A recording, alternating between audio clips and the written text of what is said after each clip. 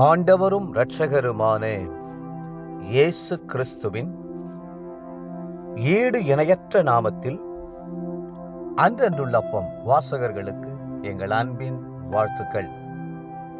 2025 ஆண்டு ஜனவரி மாதம் 1ஆம் தேதி புதன்கிழமைக்குரிய தின தியானம். இன்றைய தலைப்பு கனிதரும் செடி. ஆதியாகமம் 49:22 சொல்கிறது, யோசேப்பு கனிதரும் செடி, அவன் நீர் ஊற்றண்டையில் உள்ள கனிதரும் செடி, அதன் கொடிகள் சுவரின் மேல் படரும்.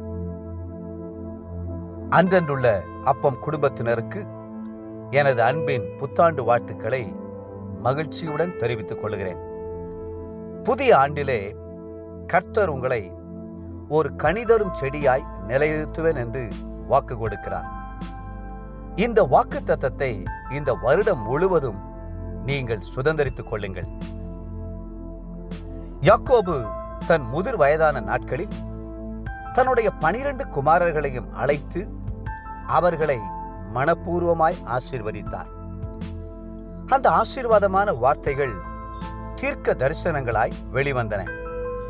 அந்த தீர்க்க தரிசனங்கள் அவர்களையும் அவர்களுடைய சந்ததிகளையும் பற்றிய விளங்கியது. மேலே உள்ள வசனம் யாக்கோபு தன் குமாரனாகிய யோசேப்பை ஆசீர்வதிக்கும் போது அவர் கூறிய வார்த்தைகளாகும்.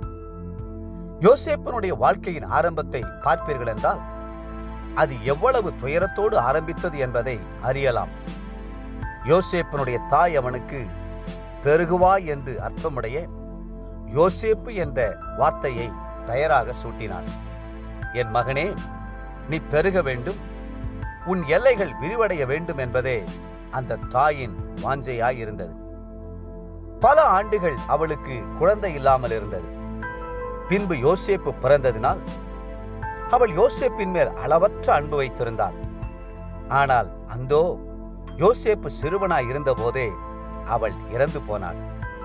தாயின் அன்பை இளம் வயதில் இழப்பது எத்தனை வேதனையானது! தாயை எண்ணி யோசேப்பு எப்போதும் மனம் கசந்து அழுது கொண்டிருந்திருக்க கூடும்.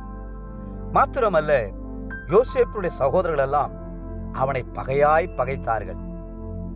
எல்லா பக்கமும் அனாதையைப் போல் அவன் நிற்க வேண்டியிருந்தது. ஆனாலும் நம் அருமை ஆண்டவர் எல்ஷடாய் மனம் இறங்கினார். அவர் தாயற்ற அனாதை குழந்தைகளுக்கு தாய் போல அன்பை காண்பிக்கிறவர். வேதம் சொல்லுகிறது, ஸ்திரீயானவள் தன் கர்ப்பத்தின் பிள்ளைக்கு இறங்காமல் தன் பாலகனை மறப்பாளோ? அவர்கள் மறந்தாலும் நான் உன்னை மறப்பதில்லை. இதோ என் உள்ளங்கைகளில் உன்னை வரைந்திருக்கிறேன். உன் மதில்கள் எப்போதும் என் முன் இருக்கிறது. ஏசாயா 49ஆம் அதிகாரம் 15-16 வசனங்கள். கர்த்தர் யோசேப்பை கனிதரும் செடியாய் ஆசீர்வதிக்க விரும்பினார். இரவு நேரங்களிலெல்லாம் யோசேப்போடு உறவாட ஆரம்பித்தார்.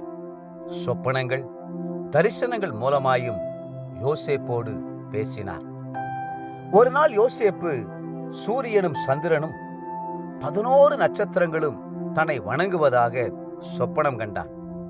இன்னொரு முறை யோசேப்பு அறுத்து கொண்டு வந்த அரிக்கட்டு தலை நிமிர்ந்து நிற்கிறதையும் அவனுடைய சகோதரர்கள் கொண்டு வந்த அரிக்கட்டுகள் யோசேப்பின் அரிக்கட்டை வணங்கி நிற்கிறதையும் யோசேப்பு தன் தரிசனத்தில் கண்டான். நம் ஆண்டவர் எத்தனை மனதுருக்கத்தோடு இனிமையான சொப்பனங்களினால் யோசேப்பை ஆற்றி தேற்றினார் பாருங்கள். அதுபோலவே இன்றைக்கும் உங்களையும் ஆற்றி தேற்றி ஆசீர்வதிக்க விரும்புகிறார்.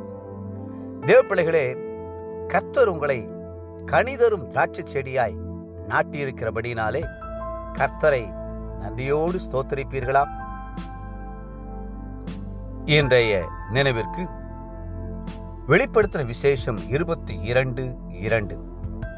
அது மாதந்தோறும் தன் கனியை கொடுக்கும். அந்த விருட்சத்தின் இலைகள் ஜனங்கள் ஆரோக்கியம் அடைகிறதற்கு ஏதுவானவைகள். இன்றைய வேத வாசிப்பு காலை ஆதியாகமம் 1, 2 மற்றும் 3 அதிகாரங்கள்.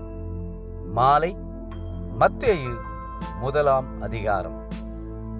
அன்புக்குரிய அன்றென்றுள்ளப்பம் வாசகர்களே, மீண்டும் உங்களை வாழ்த்துகிறோம். இந்த புதிய ஆண்டிலே கர்த்தர் உங்கள் ஒவ்வொருவரையும் கனிதரும் செடியாய் அவர் ஆசீர்வதிப்பார். கர்த்தரை பற்றி கொள்ளுங்கள். கர்த்ததாமே உங்களை ஆசீர்வதித்து மென்மேலும் உயர்த்துவாராக. ஆமென்.